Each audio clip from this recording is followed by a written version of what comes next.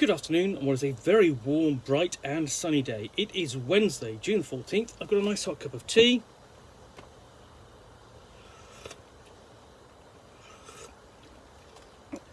And a box to continue unboxing. So I've already pulled out a copy of Thoughts and Prayers 2023 by the Stockholm Cartel. And then the next thing underneath this is a scenario for Dungeon Crawl Classics Lankhmar, a Gang Lords of Lankhmar. This is Adventure 1, a Level 1 adventure by Harley Stroh. Now this is a scenario for the Dungeon Crawl Classics Lankhmar box set published by Goodman Games. Which presented Fritz Lieber's setting and characters and gods essentially of the city of the Black Toga and 1,000 Smokes to into the Dungeon Crawl Classics system, so it's available for sort of essentially a version of the old school Renaissance. So Dungeon Crawl Classics Lankhmar, Gang Lords of Lankhmar. The city of the Black Toga, home to hundreds of back alley courts, rotting tenements, and an endless number of gangs, whose fortunes rise and fall as surely as the tides of the inner sea. Each gang vies against the others, pitting beggar against bravo, slayer against thug, and gang lord against gang lord. It's a Lankhmar story that's been told 1,000 times and would be entirely forgettable save for one key element: the characters. The initial stakes are small as the gangs vie for control of a small slum, but as bodies begin to appear in Halal, and the shadow war threatens to spill over into street violence, the price of blood favours those who trade in sword work and black magic. If they hope to survive, the player characters will need to be both deadly and cunning by turn. For when the first rule of thieves is never kill the hen that lays the brown eggs, with Ruby in the yoke, old hands know it won't last long before the Thieves Guild moves to protect their interests. May death himself have mercy on those who stand in their way. So what we've got is a night scene over the rooftops of Lankhmar, and one of the features of the Dungeon Crawl Classics version of Lankhmar is rooftop scenes, because you'll have chases across rooftops. You'll be sneaking across rooftops to burglarize buildings or make a quick strike against a rival gang's base. So we open up and we've got a bit of advertising for Dungeon Crawl Classics, as you would expect. And then we have an image of, that's the image of the gang lord that the player characters will be finding themselves working for.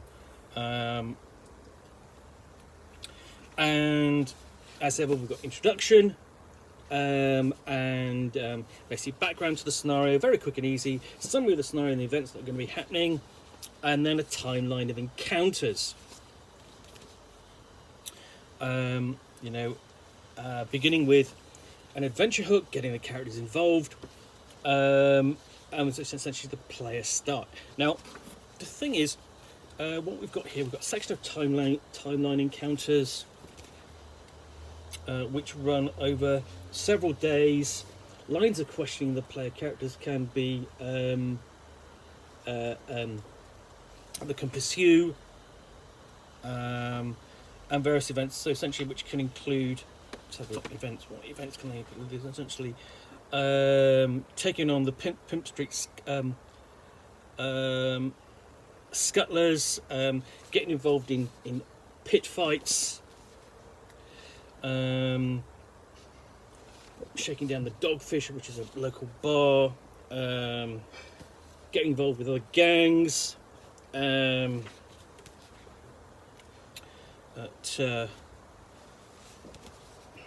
part of the ongoing war, and then essentially going forward, gang warfare. Then we've got a neighbourhood tension tracker. So this will rise as more acts of violence are carried out, bodies appear, strikes are made against one gang or another, bringing the activities of the player characters and the gang they belong to the attention of the authorities and also the Thieves Guild, because neither like to see any trouble. They're in it for an easy life and the money they can make on the side. Encounter areas, including potential witnesses, So you've got different locations. And this is the area where it will all be played out, and this area is really controlled by the 3 gangs. So this is the grindstone where the player characters gang hideout is located. You've got the Bogfish local bar, local hangout for them. Sorry, the Dogfish. And the Hole is where the Pimp Street Scuttlers hang out. There we go, there's the Hole. So each of these locations are mapped. Other meeting places, including sewer locations. So, you can adventure can take place in the streets, in the tenements, in the sewers, and on the rooftops of the city. Rooftop locations got the Eyrie, which is home to the other gang, the 40 Owlets. There we go, mapped out there. Details of the gang hideout, and there we go. We've got the street scene. Now, this is unlike any other adventure I've seen to date for Dungeon Crawl Classics. Now, typically, Dungeon Crawl Classics has a setup where you come from a particular village, or you visit a particular village or town, and there's a problem which needs investigating, and you go and investigate and discover you discover that something has gone wrong, which has upset something which the villagers didn't know was there, and you have to sort of resolve the problem. And that's fine. It's very much a typical Dungeons and Dragons style kind of plot, which has been imported wholesale into Dungeon Crawl Classics, and people like that kind of play. And there's some great adventures. I'm not criticising that format by any stretch, and there are going to be more adventures like that for the foreseeable future. But Gang Lords of Lankhmar is really different, because rather than sort of like having one single plot strand, what you've got here is a setup and the means for the player characters to really set themselves up as minor gang lords in Lankhmar, because they get basically recruited in the first gang. So if we can find the name, see these in somewhere.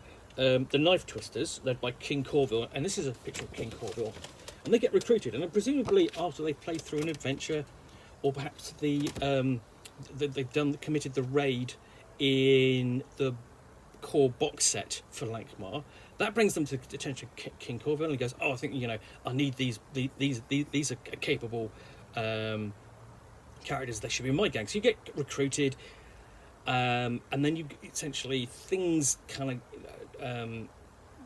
basically you're protecting the gang's territory and the Knife Twisters' territory, and then things escalate from there. Attempting to take over one gang or wipe them out leads to reprisals and increased attention of the authorities and the Thieves Guild upon basically the neighbourhood. And you run this through, so you've got the timeline of encounters there. You're running it through the timeline of encounters. And that's really kind of the basis, the framework on what you're handling it on. And you've got that in more detail here.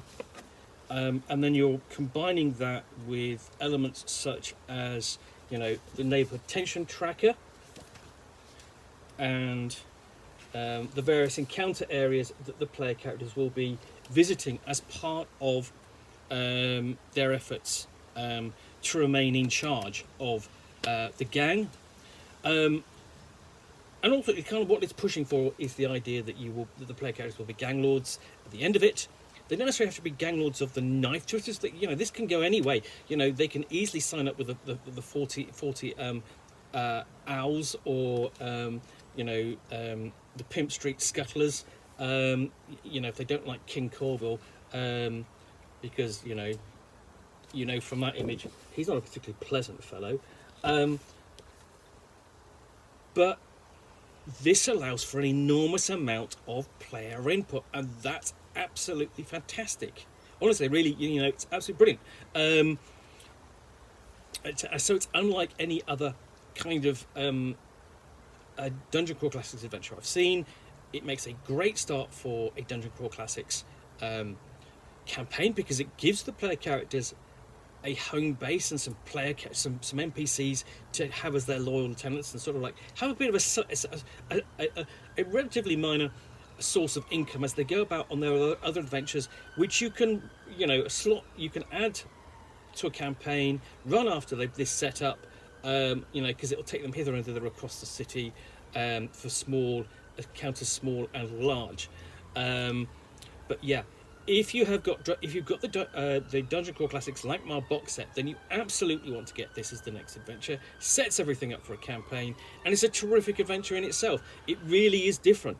Thoroughly impressed by this. Anyway, I hope you've enjoyed this unboxing in the Nook. If you have, then please do click on the like button down below. And of course, if you've got any comments or feedback, I do appreciate you taking the time to post those. And lastly, if you want to be alerted to get more unboxings in the Nook, where you'll see me out here with a box from which I will unbox a book or a game, or in this case a scenario, and talk about it to the best extent of my knowledge for roughly 10 minutes or so, all of course accompanied by a nice hot cup of tea,